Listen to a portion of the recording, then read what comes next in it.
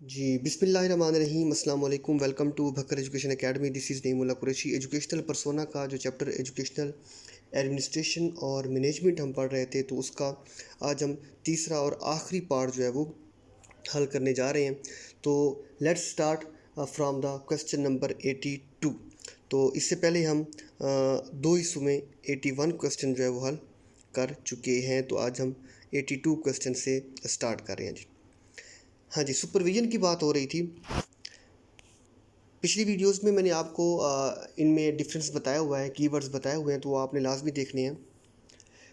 In this kind of supervision, a supervisor tends to criticise a person और an activity positively. अब देखें, तनकीद जो होती है ना, क्रिटिसिज्म दो तरह की होती है। एक होती है तामीरी, एक होती है तखरीबी। ठीक है, तो जो तामीरी होती है उसे हम क्या कहते हैं? मुस्बत कहते हैं, उसे हम तख्लीकी कहते हैं। So this is called creative. तो आप सुपरविज़न करते हैं, तो सुपरविज़न में भी अगरचे आप तनकीद करते हैं, लेकिन तनकीद का मकसद जो है वो तनकीद बराए तनकीद नहीं होता, बल्कि तनकीद बराए इस्लाह होता है, तख्लीकी होती है। ठीक है, वो तामीरी होती है। तो ऐसी जो पॉजिटिव हो उसे हम क्या कहते हैं? क्रिएटिव कहते हैं। 83 क्वेश्चन है, डैश सुपरविजन मीन्स। अब देखें, यहाँ पे अगरचे सुपरविजन के रेफरेंस से बातें हो रही हैं, लेकिन कॉन्सेप्ट वो सेम है जो पहले हम डिस्कस कर चुके हैं। Means practice of letting people do as they wish. यहाँ पे विश आना चाहिए था। लोगों को वो करने देना जैसा वो चाहते हैं, यानी कि आप उनको इंटरफेरेंस नहीं कर सकते, आप उनको मदाखलत नहीं कर सकते। तो जब किसी मॉडल में जब आप मदाखलत या इंटरफेरेंस नहीं करते and they let other peoples do what they want, what they wish, ऐसे मॉडल को क्या कहते हैं? लेजिस फेयर कहते हैं। TMQ stands for Total Management Quality. 85 है, the elementary school teachers are directly responsible to the headmaster.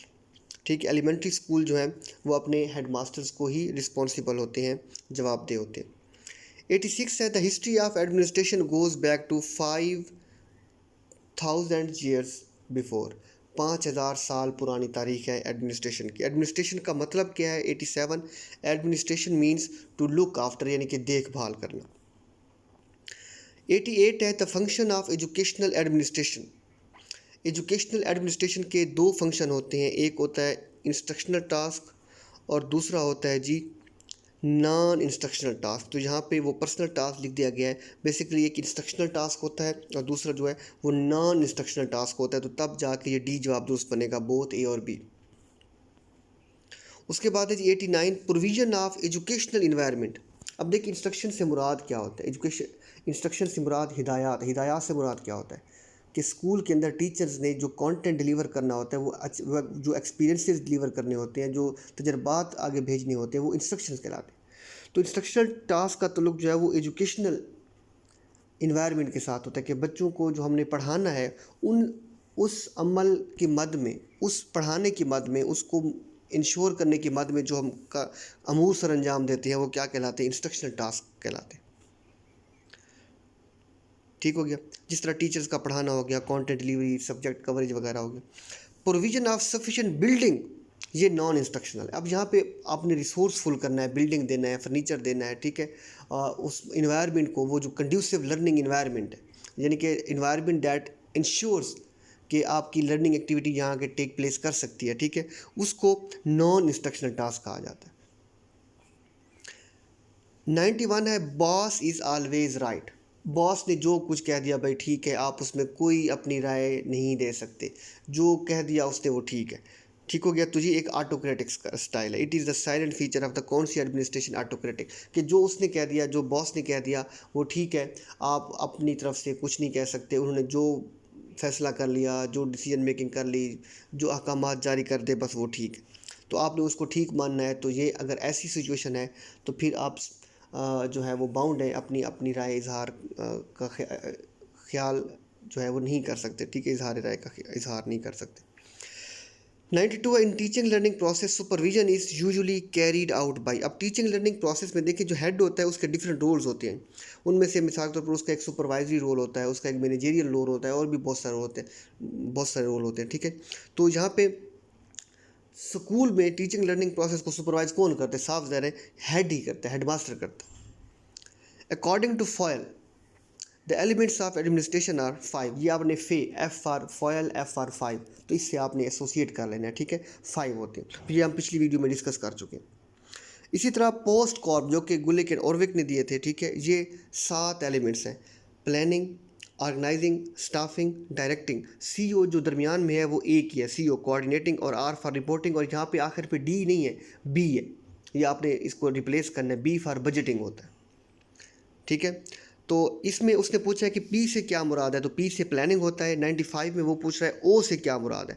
अब देखें, ओ जो है एक है दरमियान में सीओ के साथ, वो ओ अकेला नहीं है, वो सीओ है, वो कोऑर्डिनेटिंग के साथ है, वो सीओ इकट्ठा है, वो अलग नहीं है। लेकिन जो पहले पी के बाद फ़ौरन ओ आया है, उससे मुराद क्या होता है, जो सिंगल ओ है उसका मतलब क्या होता है, ऑर्गेनाइजिंग, आपके जितने रिसोर्सेज हैं आपने उनको इकट्ठा करना है।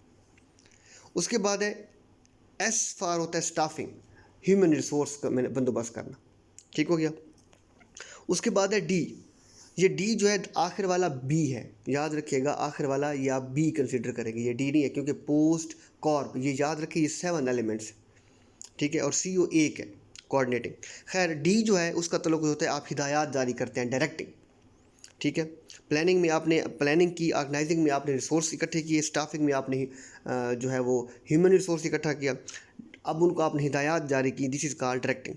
उसके बाद सी ओ आ जाता है, दिस इज़ कॉल्ड कोऑर्डिनेटिंग, ये एक ही है, सी ओ एक ही है। उसके बाद है आर फॉर होता है रिपोर्टिंग, रिपोर्टिंग का मतलब होता है आप कम्युनिकेट करते हैं, जो काम जो टास्क हो गया आप उनकी फ़ाइल जमा कराएंगे, या कोई ऑर्गेनाइजेशन है, कोई फर्म है, स्कूल एजुकेशन डिपार्टमेंट है, कोई भी है इदारा या कोई इंडस्ट्री है, ठीक है, तो आप फ़ाइल जमा कराते हैं, आप अपनी कैलकुलेशंस जमा कराते हैं, आप अपनी अचीवमेंट्स जमा कराते हैं, रिकॉर्ड कीपिंग करते हैं, फिर उसको अगले हुकाम तक जो है वो डिलीवर करते हैं, वो आपसे और आप उनसे रब्ता करते हैं, this is called reporting. Reporting का मतलब ये होता है कि आपने जो किया उसको फ़ाइल में आप महफूज करना, ठीक है, और फिर इस पर्पज़ के लिए ताकि आप उनको कम्युनिकेशन पर्पज़ के लिए यूज़ कर सकें। उसके बाद आखिर पे डी जो है, डी फॉर डायरेक्टिंग होता है, ठीक है। अगर बी फॉर पूछा जाए तो बी फॉर होता है बजटिंग, ठीक है, बी फॉर क्या होता है, बजटिंग। बजटिंग का ताल्लुक होता है इनकम और एक्सपेंडिचर के साथ, आपके आमदन कितनी हो रही है, अखराजात कितने हो रहे हैं, ठीक है, तो वो डी फॉर ऊपर हम कर चुके हैं, एक्चुअली डी एक बार आना चाहिए था दरमियान में, लेकिन आखिर पे जो है वो बी है, तो डी फॉर डायरेक्टिंग होता है, लेकिन बी फॉर क्या होता है, बजटिंग होता है। स्कूल बजट जो है इंक्लूड्स 2 टाइप्स ऑफ बजट्स होते हैं, उनमें क्या होता है, डेवलपमेंटल एक्सपेंडिचर्स और non developmental expenditures.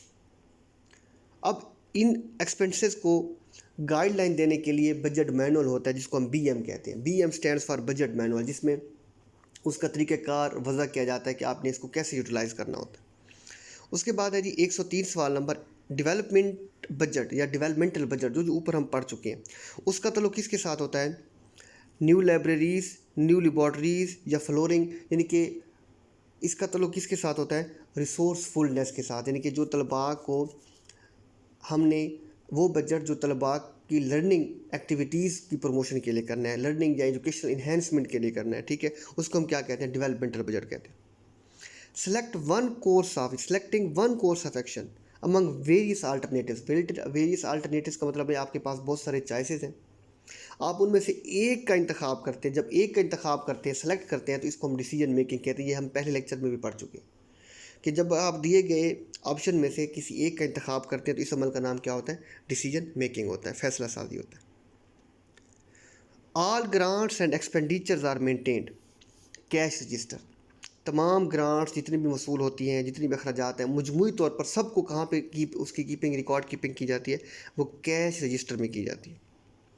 ACR annual confidential report, ये खुफिया रिपोर्ट होती है, ठीक है, जो आपके आला हुक्काम आपके लिए जो है वो आपकी कारकर्दगी के लिए जो है वो जारी करते हैं सालाना। और याद रखिए एनुअल का मतलब क्या होता है, सालाना। ये आपकी 1 जनवरी से लेकर 31 दिसंबर तक की रिपोर्ट होती है, ठीक है, वो सालाना देनी पड़ती है। अब इसका नाम तब्दील हो गया, जिसको हम PER यानी कि परफॉर्मेंस इवेल्यूशन रिपोर्ट कहते हैं, अब ये हो भी ऑनलाइन गई है।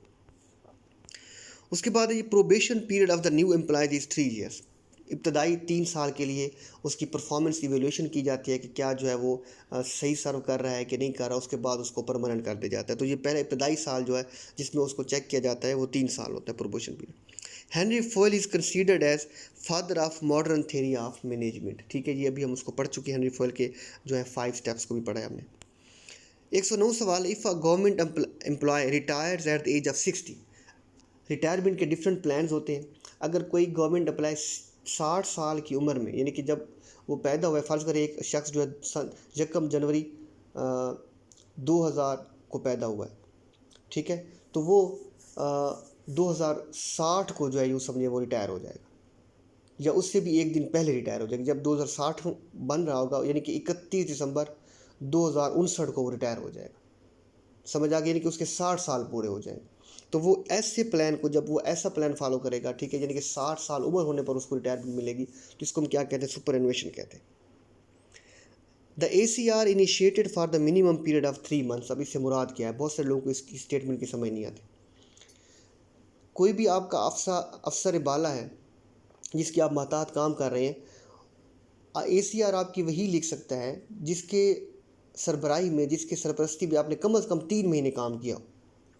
क्योंकि देखिए ये एनुअल कॉन्फिडेंशियल रिपोर्ट है। अब किसी शख्स की परफॉर्मेंस का 1-2 दिन में, 1 महीने में, इस तरह थोड़े से मुद्दत में किसी की इवेल्यूशन नहीं कर सकते किसी एम्प्लॉय की। उसके लिए एक सफिशिएंट टाइम पीरियड होना चाहिए, तो कम से कम 3 महीने का होना चाहिए। तो 3 महीने आपने किसी की ज़ेर साया काम किया है, तो तब जाके वो बंदा ACR आपकी लिख सकता है। तो इसका मिनिमम पीरियड कितना होना चाहिए, 3 महीने। The duty of maintaining of cash book. Cash book जहाँ पे आपके माली मामलात होते हैं, वो DDO पावर अमूमन अक्सर बल्कि क्या होती है, हेड ऑफ द स्कूल के पास होती है। इसको क्या कहते हैं, drawing and dispersing officer. Drawing का मतलब यह है कि वो अपने स्कूल के अकाउंट से पैसे ड्रॉ भी कर सकता है, डिस्पर्स मानी तकसीम कर सकता है, ठीक है। तो वो तमाम तर फंड जो है वो DDO अकाउंट में आते हैं, तो उसी से फिर उनकी डिस्ट्रीब्यूशन होती है।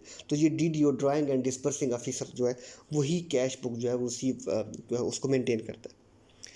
112 सवाल है, teacher salaries and allowances are collectively return. ये भी कैश रजिस्टर में लिखे जाते हैं, ठीक है। तमाम तर अलाउंसेज हों चाहे वो सैलरीज हों, वो किस रजिस्टर में लिखे जाते हैं, वो कैश रजिस्टर में ही लिखे जाते हैं। The age of superannuation, ये अभी हमने पढ़ा है। सुपर इन्वेशन वो रिटायरमेंट प्लान होता है जब आप 60 साल की उम्र की हद होने पर आप रिटायरमेंट ले लेते हैं। Qualifying pension age in Pakistan, अब इससे मुराद क्या है, क्वालिफाइंग पेंशन एज से मुराद ये है कि आप कब पेंशन के अहल हो सकते हैं, क्वालिफाई कर लेंगे पेंशन को, जब कम से कम आपने 25 ईयर्स सर्व किया हो,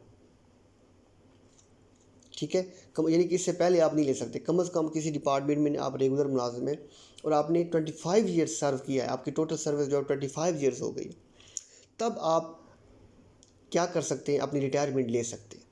तो अब क्वालिफ़िकेशन आपकी पूरी हो गई। उसके मियार क्या है कि कम से कम आपने 25 ईयर्स सर्व किया। उसके बाद है जी सवाल नंबर 115, END का लफ्ज़ कहाँ से लिया गया, ये एक्चुअली पीडा से लिया गया, Punjab employees efficiency and discipline accountability act, ठीक है। तो END उसको दरमियान से ले लिया गया, तो इससे मुराद वही है, एफिशिएंसी एंड डिसिप्लिन रूल्स, ठीक है। वो एफिशिएंसी और डिसिप्लिन रूल्स हैं जो कि पीडा में मेंशन है। 116 क्या है, under the devolution of power. Devolution किसे कहते हैं, इक़्तिदार की मुंतकिली नीचे तक, डिसेंट्रलाइज कर देना, कि एक चीज़ सेंट्रलाइज नहीं है। सेंट्रलाइज पर हम पिछले लेक्चर में बात कर चुके हैं। सेंट्रलाइज नहीं है, जब चीज़ सेंट्रलाइज होती है तो एक जगह पर मुकीम होती है, वो वहाँ पे एक ही जगह पर फैसले होते हैं, कुछ लोग एक बंदा फैसले कर देता है। लेकिन डेवोल्यूशन में क्या होता है, इख्तियारात दर्जा बदर्जा तकसीम हो जाते हैं। कुछ इख्तियारात ऊपर हैं, उसके बाद आपने फिर नीचे तक वो मुंतकिल किए हुए, हर किसी को कुछ ना कुछ इख्तियार हासिल है, ठीक है। तो इसको कहते हैं डेवोल्यूशन ऑफ पावर। ये ख़ास तौर पर 18th अमेंडमेंट में डिवोल्यूशन ऑफ पावर की गई थी नेशनल लेवल पे, और इसमें एजुकेशन को भी शामिल किया गया था। खैर,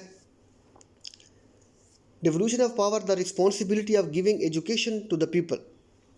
अब तमाम तर इख्तियारात जो हैं वो ज़िले में तकसीम कर दिए गए, यानी कि हर ज़िले का एक अलग CEO होता है। इस वक्त की जो इस वक्त की जो हायरार्की है, वो अपने ज़िले के मामलात का रिस्पॉन्सिबल होता है, ठीक है। तो इस वक्त डेवोल्यूशन ऑफ पावर के तहत हर ज़िले में, पंजाब में यही है कि हर ज़िले में क्या होता है, डिस्ट्रिक्ट लेवल पर जो है वो इख्तियारात दे दिए गए हैं कि वो हर CEO ही अपने ज़िले की कारकर्दगी का ज़िम्मेदार होगा, एजुकेशनल स्टेटस का वो ज़िम्मेदार होगा। तो ये डिस्ट्रिक्ट लेवल पे आ गई। SNE, इसको आप दुरुस्त करेंगे, इसका जो फुल फॉर्म सही है वो है शेड्यूल, या इसको स्केड्यूल पढ़ लें आप, of new expenditures. Schedule of new expenditures, ठीक है। जब ये कोई नई पोस्टें मांगी जाती हैं, कोई प्रोजेक्ट बनाया जाता है, ठीक है, तो उसके लिए डिफरेंट PC फॉर्म्स तलब किए जाते हैं। तो क्या होता है, उसके लिए आप एक्सपेंडिचर्स का भी क्या करते हैं, तखमीना लगाते हैं। तो ये जो फॉर्म है एसएनई फॉर्म कहलाता है, शेड्यूल ऑफ न्यू एक्सपेंडिचर्स। तो ये आप सी जो है इसको दुरुस्त करेंगे। चेंज एजेंट कौन होता है, किसने तब्दीली लानी होती है, वो टीचर होता है। ठीक है, teacher is a change agent. Budgeting क्या होती है, बजटिंग क्या होती है, is the estimate of income and expenditure. ये जो अभी हमने पोस्ट कॉर पढ़ा है उसमें आखिरी स्टेप बी था। तो बी फॉर बजटिंग, बजटिंग यही होती है कि आपकी इनकम आमदन कितनी है, आपके अखराजात, इसका आपने एस्टिमेट रखना होता है। ठीक हो गया, तो इस अमल को हम क्या कहते हैं, बजटिंग कहते हैं। स्पार्क प्लग किसे कहते हैं, स्पार्क जिस तरह इंजन में एक प्लग होता है, स्पार्क, स्पार्क मतलब है करंट फ्राहम करता है, इनिशिएट करता है, एक्टिवेट करता है। तो वो कौन एक्टिवेट करता है, स्कूल्स की रूटीन को, वो होता है टाइम टेबल, उसके अकॉर्डिंग सारे मूव करते हैं। ठीक है, वो सबको गाइड फ्राहम करता है कि भाई आपने यहाँ पे इधर पीरियड पढ़ाना है, वहाँ पे आपने ये पीरियड पढ़ाना है, वगैरह वगैरह। तो स्पार्क प्लग किसे कहते हैं, टाइम टेबल को कहते हैं। For dispatching and receiving mails a register is use, कौन सा रजिस्टर जो ख़त किताबत के लिए इस्तेमाल होता है, आपने कोई मेल भेजी, वसूल की, तो वो ख़त किताबत का रजिस्टर कहलाता है, या कॉरस्पॉन्डेंस रजिस्टर कहलाता है, जिसमें आपने जो मेल वसूल की उनका इंदराज करते हैं, या जो भेजी उसको जो दर्ज करते हैं। In which register remarks are return when a student is commended for a special merit or report to be punished for misbehavior. अगर किसी बच्चे ने मिसबिहेव किया है तो उसका इस अमल को किधर दर्ज किया जाएगा, उसकी किधर रिकॉर्ड कीपिंग की जाएगी, तो वो किधर की जाएगी, कंडक्ट रजिस्टर में की जाती है, जो तर्ज अमल का रजिस्टर है। कि एक बच्चा जो है अगर मिसबिहेव करता है तो उसका कंडक्ट रजिस्टर में ये मिसबिहेवियर नोट किया जाएगा, दर्ज किया जाएगा उसके record. Inspection officers of the education department pen down, pen down का मतलब है दर्ज करना, लिखना। The particulars, merits and demerits and reviews या व्यूज़, लोग, कोई ऑफिसर आया, आला हुकाम आए, उन्होंने आपका स्कूल विज़िट किया, उसकी खूबी खामियां जो भी देखा उन्होंने ऑब्ज़र्व किया, तो वो फिर उसको अपने रिमार्क्स लिखते हैं कि हमने अपने विज़िट में इस इदारे को, इसकी मैनेजमेंट को, इसके सिस्टम को कैसा पाया। तो वो अपने तअस्सुरात कौन से बुक में लिखते हैं, लॉग बुक में लिखते हैं। याद रखिए, इंस्पेक्शन ऑफिसर क्या होता है, अपने तअस्सुरात किधर लिखता है, लॉग बुक में लिखता है। वो जब विज़िट डालते हैं उसके बाद उसको लॉग बुक में दर्ज करके जाते हैं कि भाई ये खामी थी, ये खूबी थी, इसको इम्प्रूव करें, या सजेशन वगैरह दे के जाते हैं। Which register is used to convey the orders of to head of institution and government to employees? कौन सा रजिस्टर ऐसा है जिसमें हेड अपने एम्प्लॉयज़ को ऑर्डर कन्वे करता है। ठीक है, ये क्या कहलाता है, ये ऑर्डर बुक कहलाता है। अब आपने मुझे ये बताना है, अगर आपने पूरी मेरे ये लेक्चर सुनी है तो आपने मुझे बताना है कि अगर एक हेड ये आपने कमेंट सेक्शन में मुझे बताना है, अगर एक हेड एम्प्लॉयज़ को ऑर्डर बुक भेजता है तो ये कौन सा टाइप ऑफ कम्युनिकेशन होगा, अपवर्ड कम्युनिकेशन होगा या डाउनवर्ड कम्युनिकेशन होगा। ये आपने मुझे कमेंट सेक्शन में बताना है, मुझे ये भी पता चल जाएगा कि कौन कौन इस सवाल तक वीडियो को सुन भी रहे हैं कि नहीं सुन रहे। ठीक है, तो आपने मुझे ये बताना है। उसके बाद है जी 125 सवाल नंबर है, for how many consecutive, consecutive कहते हैं लगातार, days absence without leave name of the girls shall be struck off the rolls. बच्चियों का, गर्ल्स का नाम कब तक जो है वो खारिज कर देना चाहिए अगर वो बगैर इतला के मुसलसल छुट्टियां करें, तो ये 10 दिन तक होता है। ठीक है, इसी तरह अगर यही काम लड़के करें, for how many consecutive days absence without leave name of the boys shall be struck off from the rules, तो ये रूल्स के मुताबिक कितने दिन होता है, 6 डेज़। तो लड़कों के लिए ये 6 डेज़ की गुंजाइश है, जबकि फीमेल्स के लिए 10 दिन की गुंजाइश। Van is stock annually checked for physical verified, आपका स्कूल का जो स्टॉक है उसमें आपके पास फर्नीचर कितने हैं, पंखे कितने हैं, डेस्क कितने हैं, बोर्ड्स कितने हैं, अलमारियाँ कितनी हैं, और बाकी जितना भी फिज़िकल चीज़ें हैं वो उनकी तादाद कितनी है, वो जो रिकॉर्ड है जितनी मेंशन है, क्या वो फिज़िकली वहाँ पे उतनी तादाद में मौजूद हैं कि नहीं है। तो ये एनुअली कब चेक किया जाता है, 30 जून को। ठीक है, तो 30 जून को एनुअल वेरिफिकेशन होती है आपके स्टॉक की। 128 सवाल नंबर है, how much concession in fee is admissible for brother sisters of a student in an institution under same management. अगर एक ही इदारे में 2 बहनें या 2 भाई पढ़ रहे हो, या बहन भाई पढ़ रहे हो, ठीक हो गया, तो उन दोनों की फ़ीस क्या होगी, हाफ़ होगी। अब इसका मतलब ये भी बात औक़ात दिया जाता है कि एक से फ़ीस ली जाएगी, एक से नहीं ली जाएगी। अब ये तयन करना मुश्किल है कि एक से ली जाएगी तो एक से नहीं ली जाएगी, तो कौन से ली जाएगी तो कौन से नहीं ली जाएगी, तो ये गड़बड़ हो जाएगी। तो होता क्या है, आप आधी लेना शुरू कर दें। जब आधी लेते हैं तो क्या होता है, वो मेक श्योर हो जाता है कि जब आधी दे रहे हैं तो एक टेक्निकली एक ही से, यानी कि लेकिन दोनों से ले रहे हैं, लेकिन हाफ हाफ होने की वजह से वो इस तरह हिसाब बराबर हो जाता है। सो दोनों क्या देंगे, हाफ। डोगलस मैग्रीगर, जिसका भी हमने थीरीज पढ़ी हैं, वो एक अमेरिकन सोशल साइकोलॉजिस्ट थे, ठीक है। ये उनका जो है वो इंटरेस्ट या उनकी फील्ड जो है आपको बताई गई है कि डोगल मैग्रीगर्स का जो है किस फील्ड के साथ तल्लुक था। सो ही वाज सोशल साइकोलॉजिस्ट। तो ये था जी आपका कि कौन सा चैप्टर, एडमिनिस्ट्रेशन का पर्सोना का chapter. I tried my best कि आपको जल्द अज जल्द ये वीडियोस प्रोवाइड करूं। आपने मुझे अपने कमेंट सेक्शन में अपनी राय का इजहार ज़रूर करना है। Thank you so much. जीते रहिए, अल्लाह ताला आप सबका हामी नासिर हो। बहुत शुक्रिया। अल्लाह हाफिज़।